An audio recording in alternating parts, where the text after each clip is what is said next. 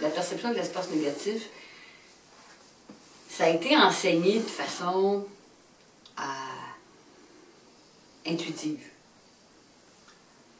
Et c'est Betty Edwards, dans Dessiner avec le lobe droit du cerveau dans les années 70, qui l'a comme verbalisé. Parce que comme c'est un phénomène non verbal, ben c'est sûr que on comprend pas.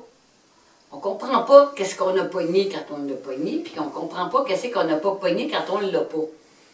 Moi, je me rappelle au Beaux-Arts, à un moment donné, là, tu dessines, tout à coup, il se passe de quoi, là? Ça y est, là, ça part. Là, pendant quelques minutes, là, tu l'as. À un moment donné, tu l'as plus. Puis là, comment je fais pour le retrouver? Fait que là, les profs disaient, ben là, tu l'as, puis là, tu l'as pas. Ben oui, mais quand je ne l'ai pas... Qu'est-ce que j'ai pas? Fait que ils vont dire, t'as pas de talent. Fait que je vais vous... Je sais que c'est pas facile à comprendre parce que c'est un phénomène non-verbal. Puis en même temps, je pense que le fait de se le dire et de se le répéter va faire que le jour où vous le poignez, vous allez comprendre c'est quoi que vous poignez et ça va être plus facile pour vous de le repogner. C'est pour ça que je pense que c'est important de se le dire.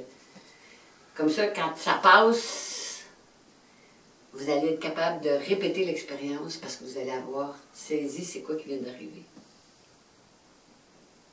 Bon, moi, ce qui m'intéresse, c'est que cette perception-là, qui est super efficace en dessin, elle amène en onde alpha. Et donc, elle amène dans une transe de bonheur. Il y a un plaisir, il y a une intensité, il y a une sensation d'être connecté qui est tellement revitalisante que pour moi, c'est ça qui m'intéresse.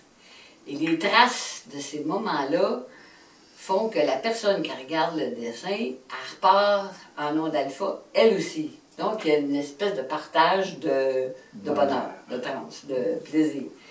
Évidemment, si la personne prend le temps de se laisser prendre. C'est pas tous les dessins qui sont faits avec la perception de l'espace négatif. Alors, on sait depuis 1920 à peu près que l'œil, et je revenais là-dessus, l'œil perçoit toujours une forme sur un fond. Tout le temps. Une forme à la fois. Il va vite d'une forme à l'autre, ou pas, mais il va toujours percevoir une forme sur un fond. Alors, le fameux vase avec les visages qui avait été explicité à cette époque-là par les Allemands, les psychologues allemands, c'est que on voit un vase ou deux visages. Même si on voit le vase qui se détache sur un fond blanc, on voit deux visages qui se détachent sur un fond noir. Mais on ne peut pas voir les deux en même temps. On peut aller très vite pour passer de un à l'autre. Ce sera toujours une forme sur un fond. Ils appelaient ça la perception en Gestalt. Gestalt en allemand, ça veut dire forme. Hein? Ça fait que quand on dessine, puis la semaine dernière, on a fait du portrait, là. Quand on dessine, puis on se met à voir des formes, au moment où vous voyez la forme, vous faites le focus dessus, et cette forme-là se détache sur le fond. Et dans la tradition en dessin, de perception de l'espace négatif, c'était de décider d'aller chercher le fond. On ne sait pas lequel des deux, là. Ça dépend lequel vous regardez. D'aller chercher le fond et de l'extraire et d'en faire une forme. Fait que si j'en fais une forme, puis que je suis en train de faire la bouche, ben, la bouche devient le fond, et cette forme-là devient la forme. Et là, je peux décider que je vais m'en aller à côté. C'est une décision, là. Puis je vais aller voir c'est quoi la forme du fond qui est là. Fait que là, du coup, j'extrais cette forme-là. Ça devient un fond. Fait que cette gymnastique-là qui est toujours en train d'aller extraire une forme sur un fond, c'est ça la perception de l'espace négatif. Et on oblige l'œil à aller à côté. Parce que ce qu'on sait, c'est que l'œil, il veut toujours du nouveau. Le cerveau, il veut toujours 5% d'informations nouvelles par rapport à ce qu'il connaît déjà. Sinon, il s'ennuie. Il s'en va ailleurs. Alors, quand on vient pour faire la bouche, on fait le focus sur la bouche, puis on va nommer la bouche. Ça, c'est bien rassurant pour notre lobe gauche. Qu'est-ce que votre œil va faire? Il veut ces 5% d'informations nouvelles. Ben, il va diviser les formes à l'intérieur de la bouche. Il va se mettre à voir tous les petits plis, toutes les quarts de huitième de petits plis, toutes les petites nuances qui en finissent plus de petites formes. Ce qui fait qu'à chaque fois que vous venez pour faire une forme, vous êtes retenu parce qu'elle vient de se diviser. Vous n'avez plus de poigne dessus. Fait que la panique parade, c'est comme la main reste en l'air, puis finalement, ben, c'est trop difficile, on s'en va ailleurs, puis on ne le fait pas. Des fois, je suis en arrière de vous autres, j'ai rien qu'envie de vous pousser la main. Vous êtes dessus. Vous êtes parfaitement dessus, là, vous l'avez. Puis... Alors, ou bien, l'œil, il reste à l'intérieur, puis il divise, il divise, il divise, il divise, il divise. Les tactiles, c'est ça que vous faites. On va revenir sur les tactiles. C'est le langage de la secte. Ou bien, quand on s'en rend compte, on l'envoie jouer dehors. On va jouer dehors à côté. Et là, on a l'impression sur le coup qu'on vient de perdre pied. Là. C'est comme je regarde par là, puis tout à coup je me retrouve là. La sensation, c'est vraiment comme si, quand on... Les tactiles, vous faites le focus sur la forme qui vous intéresse, envoyez l'œil dans le fond à côté, vous avez décidé que ça ne vous intéresse pas. Parce que moi, c'est le modèle qui m'intéresse. C'est la bouche, les yeux et le nez qui m'intéressent, pas ces espèces d'affaires floues, de fond, informes, qui n'ont pas de nom. Bon.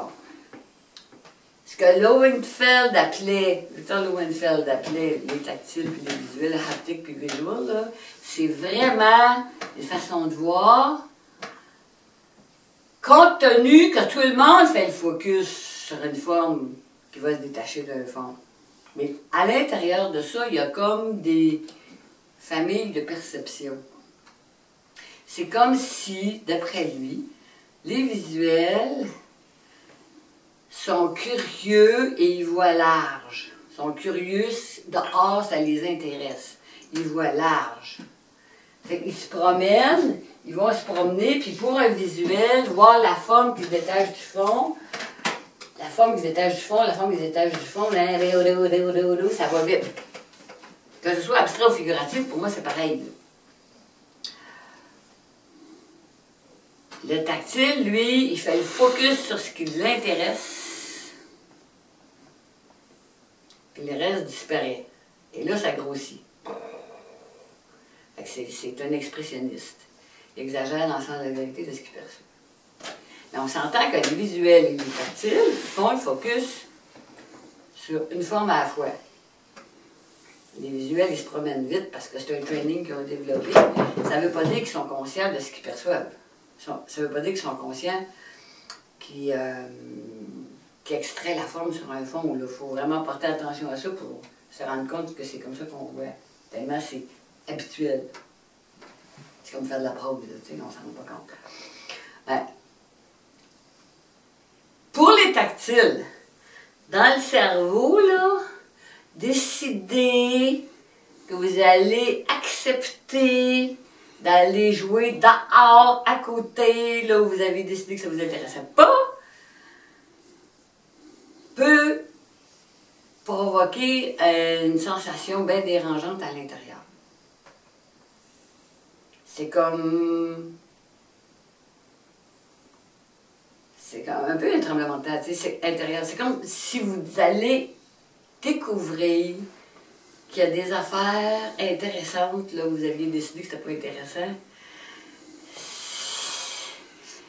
Ça peut être troublant, c'est confondant, tu sais. Parce qu'à chaque fois qu'on fait quelque chose, on décide quelque chose qui est dans le sens contraire des décisions qu'on a prises enfant, c'est sûr que on le prend mal. Mais, il y a un cadeau. C'est qu'on découvre qu'il y a bien plus d'affaires intéressantes que ce qu'on avait décidé.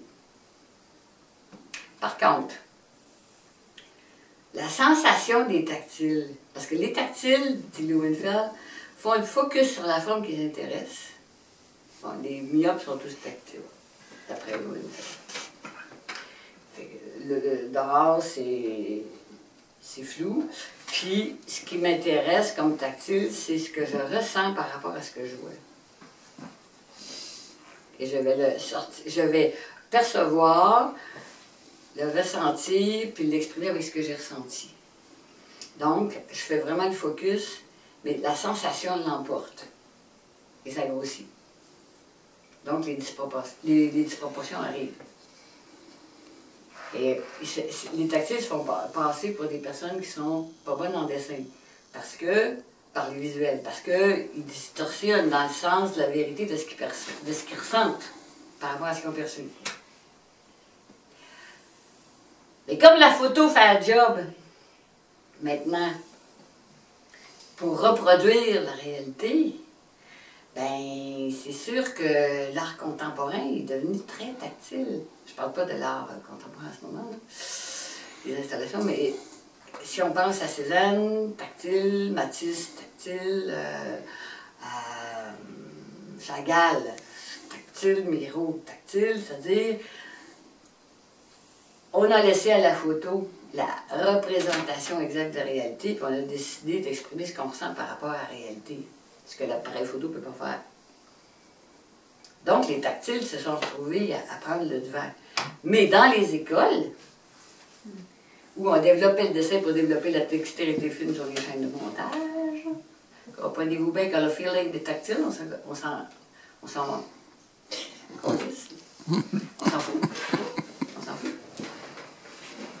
C'est pas ça l'objectif. De développer votre feeling sur la chaîne de montage, on ne veut pas le savoir. Alors, là, on va refaire les push-ups d'espace négatif, parce que c'est vraiment l'exercice le plus efficace que j'ai trouvé pour gagner du temps tellement vite en dessin.